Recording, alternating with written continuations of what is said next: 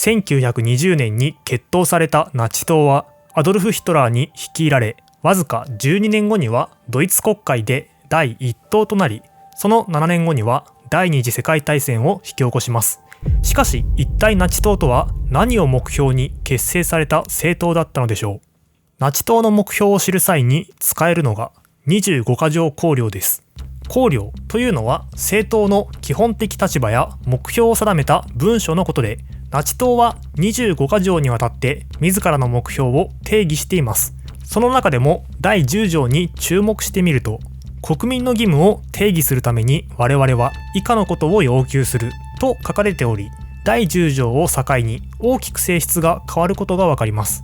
第10条より前はナチ党の目標、第10条以後は支持者を集めるための公約と分かれているわけです。今回問題にしているのはナチ党の目標なので、前半の9条のみを見ていきます。これらも性質によってさらに2つに分けることができ、1条から3条までが大ドイツ国の実現、4条から9条までが国民の新たな定義についてとなっています。簡単に言うとこの2つがナチ党の目標です。では大ドイツ国とは何なのか、国民の新たな定義とは何なのかについて確認していきましょう。まず1つ目の大ドイツ国の実現についてです。条文としてはいろいろ書かれていますが、背景から簡単に説明すると、かつてドイツ帝国やオーストリア・ハンガリー帝国だった地域にはドイツ人が多く住んでいました。しかし第一次世界大戦が起き、ドイツが敗北するとベルサイユ条約によって国境が変わり、国境の外に多くのドイツ人が取り残されるような形となっていたのです。よってナチ党の目標はそのようなドイツの国境を修正し、国境の外に取り残されたドイツ人を包み込む大きなドイツ国を実現しようというものでした。そうやってドイツ民族のことはドイツ民族で決めていこうとしていたのです。これが大ドイツ国の実現です。次に2つ目の国民の新たな定義についてです。こちらも条文としてはいろいろ書かれていますが、背景から簡単に説明します。ドイツ帝国は第一次世界大戦中に挙国一致で団結していたものの、大戦に敗北した後は社会や経済が混乱し、団結は弱まってしまいました。ところがナチ党からするとこの状況は危険です。なぜならナチ党は人種間の戦争は必然的で永久に続く、バラバラの状態では戦争に勝てない、ドイツ人は再び一致団結しなければならないと考えていたからです。では再び一致団結しなければならないとされるドイツ人とは何なのかという考えに、ナチ党はドイツ人とはドイツ人の血を引く者という定義を行います。つまり血液を基準に国民を定義したのでした。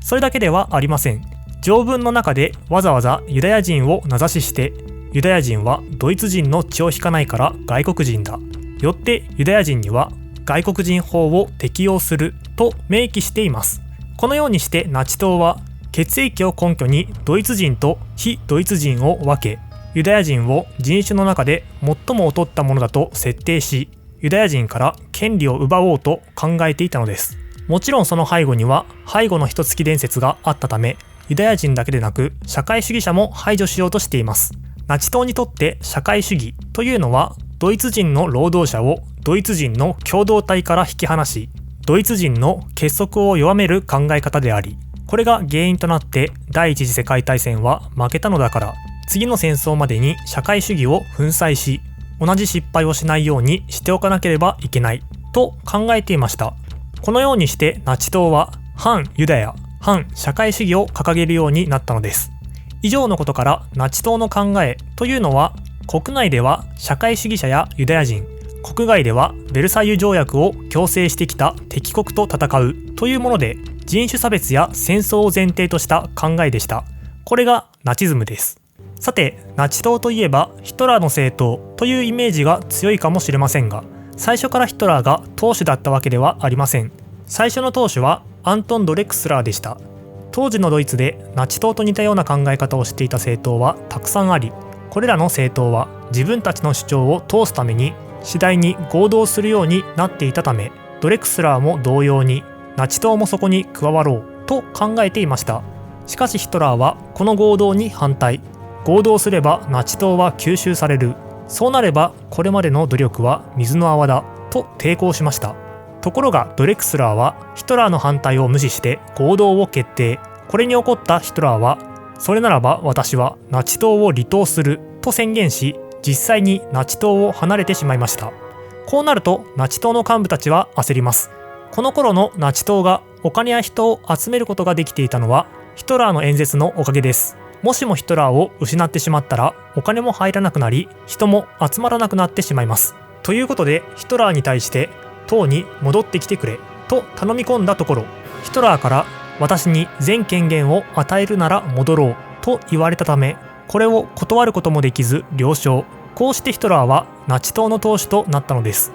これ以降のナチ党は完全にヒトラーの独裁体制となり、議論をして多数決で何かを決めるという民主主義のルールを嫌うヒトラーは、選挙に勝って議席を得るなんてことは考えず、反議会制民主主義の立場を取っていきました。つまり話し合いをしている議会の外側で暴力などを含むあらゆる手段を尽くし、バイマール共和国を倒そうとしていったのです。その主な活動が集会の開催でした。演説を通してたくさんの聴衆を味方に引き込もうとしたのです。ヒトラーは聴衆に応じて取り上げるテーマを変えましたが、そのテンプレートは決まっています。最初にドイツの現状がいかにひどいのかということを静かに論じていき、やがてその原因がどこにあるのか、なぜそんな苦境に陥ったのか、どうすれば失った未来を取り戻せるのかということを善悪の二項対立という分かりやすい構図に置き換えて情熱的に語っていきます。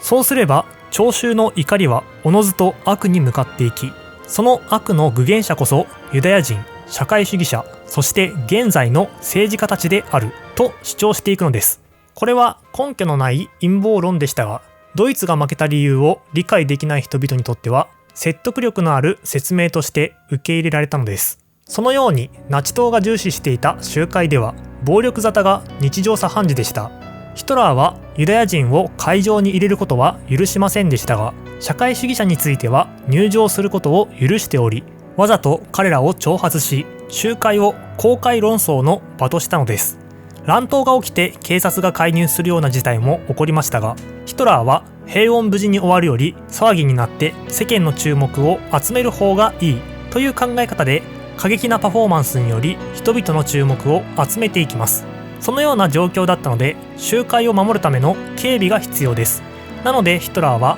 軍人のエルンスト・レームに連絡を取り、武器を調達してもらって、その武器で警備員を武装させ、軍隊のような組織を作り上げました。これが突撃隊です。彼らは警備だけでなく、社会主義者や労働組合などのナチ党に敵対するような集団に殴り込みをかけ、敵対勢力の集会を混乱に陥れるようなこともしていきます。実はこの突撃隊にはお手本とした部隊があります。それがイタリアの政党国民ファシスト党の武装組織黒シャツ隊です。これはその名の通り黒いシャツを着ている部隊で、政党によって作られた武装組織でした。ちなみに突撃隊は褐色の服を着ていたため、別名褐色シャツ隊とも呼ばれています。このようにヒトラーがナチ党を組織する際に参考にしたのがイタリアのファシスト党、その党首がベニート・ムッソリーニです。そんなムッソリーニがこの頃にクーデターを計画します。黒シャツ隊をイタリアの首都ローマへと進軍させ、